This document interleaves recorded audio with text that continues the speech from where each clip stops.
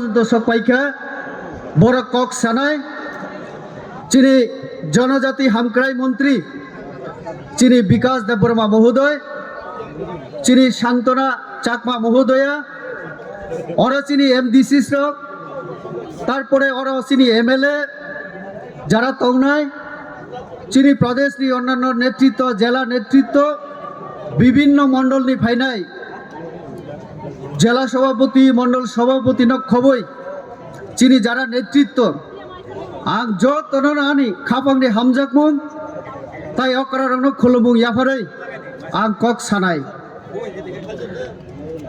চিনি অযোগদান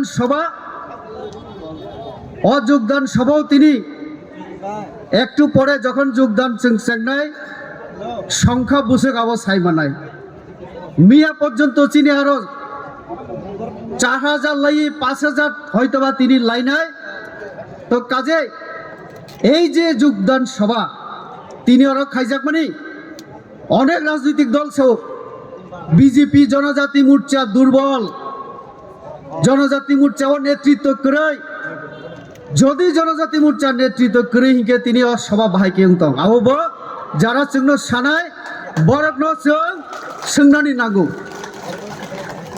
যত কক বরক আং সাইমিয়া কোনো নেতা বিরোধী দল নেতা প্রশ্ন খাইও জনজাতি নেতৃত্বরা কক বরক জানে না তো তার জন্য আমি শুরুতে কক বরকে শুরু করলাম এখন আমি বাংলাতেই আলোচনা করব কারণ আমাদের মগ যারা চাকমা যারা অন্যান্য অনেক সম্প্রদায় আছেন আমাদের বাঙালি নেতৃত্ব থেকে জনগণ সবাই কক বরক বুঝেন না তার জন্যই বাংলায় আমি আলোচনা করব আমি শুরুটা কক বরক এই জন্যই বললাম যে কেউ বলে থাকেন আমরা নাকি কক বরক জানি না আমার কথা হচ্ছে আজকে যে যোগদান সভা এটা কি প্রমাণ করে এটা প্রমাণ করে ত্রিপুরা রাজ্যে শান্তি বিরাজ করছে ত্রিপুরা রাজ্যে উন্নয়ন হচ্ছে তার জন্য সাধারণ মানুষ বিজেপিকে পছন্দ করে হাজার হাজার মানুষ আজকে এখানে জমায়েত হয়েছেন উন্নয়ন এবং শান্তির পক্ষে আছেন যারা তারা আজকে এখানে সমবেত হয়েছেন আজকে উপস্থিত হয়েছেন তার জন্য আজকে এই বিশাল জনসংখ্যা আমাদের সরকার আসার পরে বিশেষ করে জনজাতিদের জন্য যেভাবে কাজ করেছে আমাদের সরকার তার জন্য আজকে বিরোধীরা বিভিন্নভাবে হতাশাগ্রস্ত হয়ে আবুল তাবুল কথাবার্তা বলছেন আমরা বিরোধীর দীর্ঘ শাসন আমরা দেখেছি কংগ্রেস হোক সিপিআইএম হোক ওই এডিসিতে বিভিন্ন দলের মানে সরকার হোক আমরা দেখেছি কিন্তু বিশেষ করে সিপিএম এই গত 25 বছর যাবত আমরা আজকে যাদেরকে আমরা নিজেদেরকে জনজাতি বলে আমরা গর্ববোধ করি কিন্তু এই জনজাতিদের পরিচয়ের ক্ষেত্রেও আমাদেরকে অপমান করে রাখা হয়েছিল বলেছিল উপজাতি আমরা উপজাতি কি করে হলাম আমাদের রাজা আমাদের রাজত্ব ইতিহাস সবাই আছে অথচ আমরা উপজাতি কি করে সিপিএমরা আমাদের কংগ্রেসরা আমাদের উপজাতি করে রেখেছিল আর আজকে আমাদের সরকার আসার পরে আমাদের জনজাতি কল্যাণ মন্ত্রী আছেন সরকারিভাবে ঘোষণা হয়েছে আমি তার জন্য বলবো যারা উপজাতি বলে ওই সিপিএম এর তারা কংগ্রেসের তারাই বেশিরভাগ উপজাতি আমাদের এখনো উপজাতি গণমুক্তি পরিষদ থেকে মুক্তি পেতে পারেনি সিপিএমরা এখান থেকে মুক্তি আমাদের দরকার এই যে উপজাতি থেকে আজকে আমরা জনজাতি নামকরণের মাধ্যমে এখান থেকে 60 জন কৃতি সন্তান বিভিন্ন সম্প্রদায়ের থাঙ্গা দাল্লং থেকে শুরু করে সত্যরাম রিয়াং থেকে শুরু করে আমরা 60 জনকে দিল্লিতে পুরস্কারের মাধ্যমে জনজাতিদের সম্মান দেখানোর কাজটা আমরাই করেছি এটা কেউ করেনি কোনো সরকার কোনো দল করেনি চিন্তাও করেনি এই কাজটা আমরা করেছি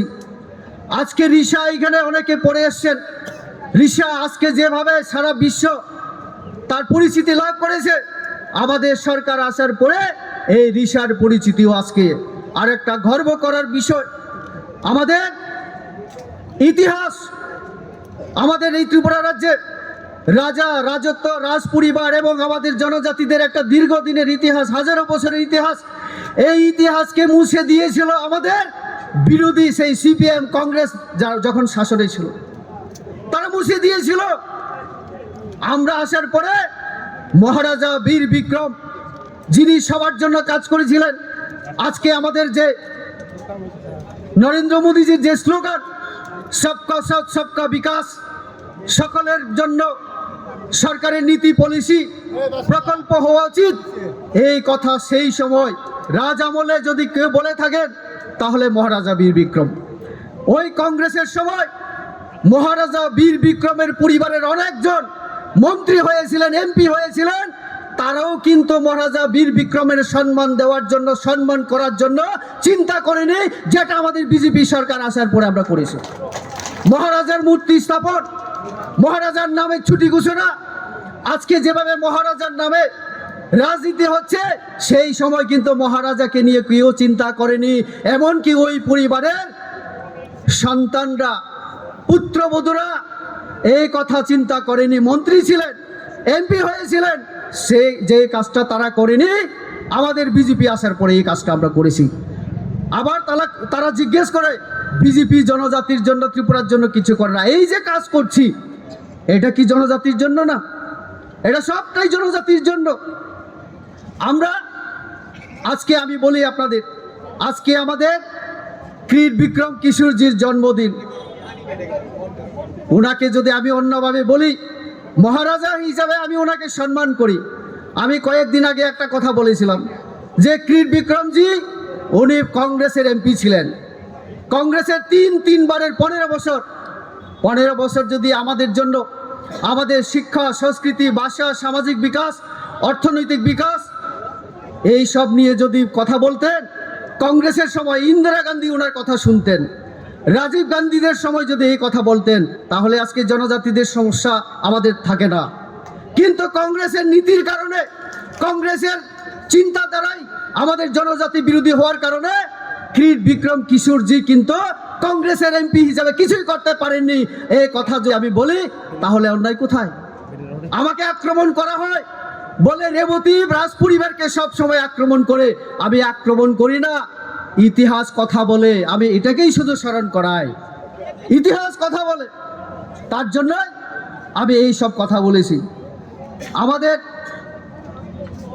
বিরোধী দলের অনেক বড় নেতা, আমি তো শর্টম্যান, আমরা তো ছোটা মোটা লিডার হু না, তো ইসিলিয়ে মানে আমাদের কেউ গুরুত্ব দেয় না, দিতে চায় না, বলে আর ইনকা বাত তো ছোড়ো না, ইতনা ইম্পর্টেন্স দো।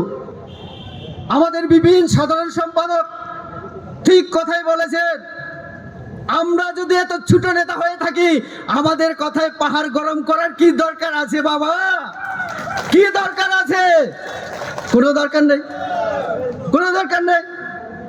আজকে তারা একটা দলের নামে 5 বছর এডিসিতে আমাদের নানা ভুল বুঝিয়ে একবার সুযোগ দাও তাহলে আমরা দেখাবো, এই কথা বলে, গ্রেটার ত্রিপুরাল্যান্ডের কথা বলে, ট্রান্সপারেন্ট গভর্নমেন্টের কথা বলে, স্বচ্ছ প্রশাসনের কথা বলে ত্রিপুরা সাথে ঠকিয়ে ক্ষমতায় এসছেন।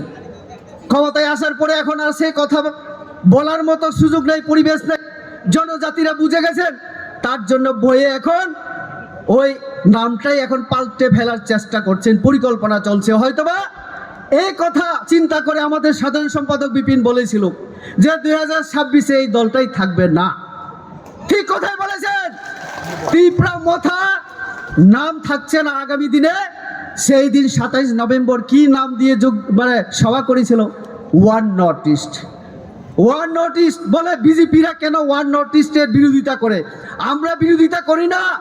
আমি আজকে এই সবার মাধ্যমে এই মঞ্চ থেকে তাদের কাছে একটা অনুরোধ, আহ্বান করতে চাই, আমরা যারা বিজেপি করি, জনজাতি মোর্চা হোক, সবাই আমরা বলি এক ভারতের কথা।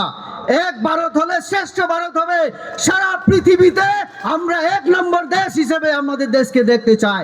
আপনারাও আমাদের সাহায্য করুন। শুধু নর্থ ইস্ট, আমরা তো নর্থ ইস্ট না, পুরো ভারতবর্ষ নিয়ে ভাবছি। তো এই নর্থ ইস্টে শুধু জনজাতি আছে তা না, জনজাতি শব্দ অটল বিহারীর দেওয়া। তাহলে ওই আমার লাদাখের মধ্যে, লাদাখে জনজাতি আছে, আবার তামিলনাড়ু, কর্ণাটকে, অন্ধ্রপ্রদেশে প্রচুর জনজাতি আছে, তো তাদেরকেও তো আমার ভাবতে হবে। তো তাহলে ভারতবর্ষের এই 10-12 কোটি জনজাতির উন্নয়ন করতে গেলে এক ভারত নিয়ে ভাবতে হবে, শুধু একটা অঞ্চল নর্থ ইস্ট নিয়ে ভাবলে হবে না। নর্থ ইস্টকে নিয়ে এই যে কথাবার্তা, এটাও আমাদের মোদিজি আসার পরে, মোদিজি যখন প্রধানমন্ত্রী হিসাবে প্রায় 100 বার এই অঞ্চলে সফর করলেন, উন্নয়ন প্রকল্প ঘোষণা করলেন, যাওয়ার জন্য সড়ক ব্যবস্থা, রেল ব্যবস্থা, বিমান ব্যবস্থা করে দিলেন। আমাদের এখানে যে হীরার কথা বলেছিলেন, মেঘালয় হওয়া উচিত, লজ্জা থাকা উচিত। তো তার জন্য আজকে প্রশ্ন হচ্ছে স্মোক হাউস, এডিসিকে আমরা 50টা, আমার মাননীয় মন্ত্রী বলবেন 50টা স্মোক হাউস আমরা দিয়েছি। 2 বছরে 2টা স্মোক হাউস তারা কমপ্লিট করতে পারেনি। টাকা দেওয়া হয়েছিল 2 বছর আগে, অথচ 2টা স্মোক হাউস এখনো। ওই কমল কলই এক্সিকিউটিভ মেম্বার, উনি সাংবাদিক সম্মেলনে একটা কথা বলেন, আর কাউন্সিলে দাঁড়িয়ে আরেকটা কথা বলেন, আপনারা দেখেছেন মিডিয়াতে। আর পূর্ণচন্দ্রবাবু সিএম, উনিও একটা কথা বলেন, তাদের মধ্যেই থানচা নেই, কথার মিল নেই।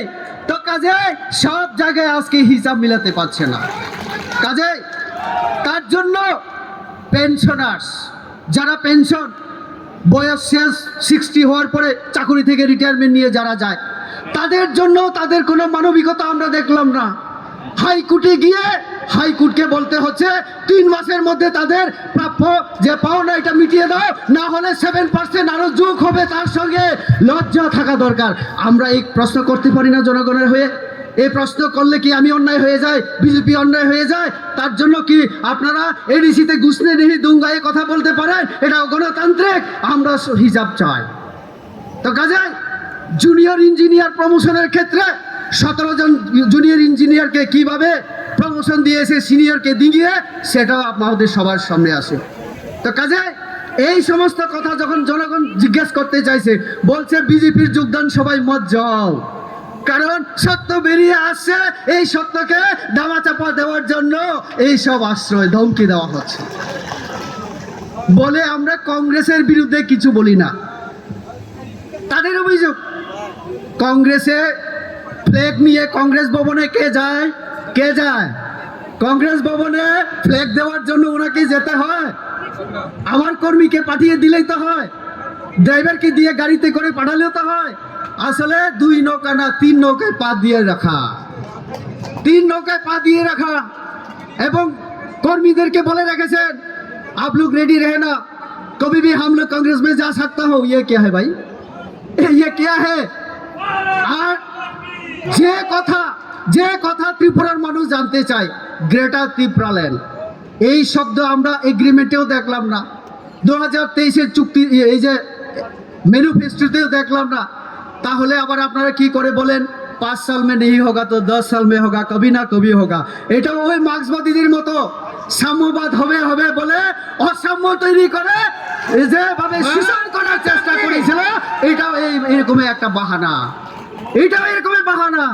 তো কাজেই কংগ্রেস, উনি রাগ করবেন না হলে একটু বলি, কংগ্রেসের আশিস সাহারা এখন দিল্লিতে গেছেন কেন কি জানেন? ত্রিপুরা রাজ্যের মানুষের স্বার্থে কথা বলার জন্য না, রেলের উন্নয়ন, রাস্তার উন্নয়ন,